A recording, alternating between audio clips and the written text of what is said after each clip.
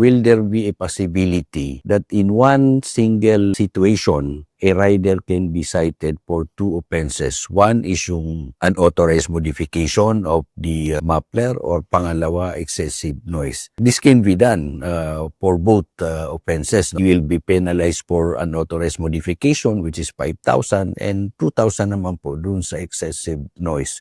So ang punto natin dito, bakit para tayo makaiwas sa mga ganitong klaseng aberya sa ating kakalsadahan? Una, siguraduhin po natin na yung bang aftermarket po natin na pipe na kinabit man dyan ay hindi po lalagpas dun sa 99 decibel kung tawagin. At eventually, kung ano man yung mga modification, we need to secure a certificate of modification, authorizing modification sa LTO para at least yun ang magsisiguro na you cannot be cited for violation. At ibig sabihin po niyan, once na inalaw naman po yung tinatawag natin modification, sigurado po tayo na hindi na po yan lalabag dun sa tinatawag na excessive noise, dahil part nung gagawing proseso, inspection sa LTO, ay yung pagsisiguro na hindi lalagpas dun sa itinatakda ng ating batas.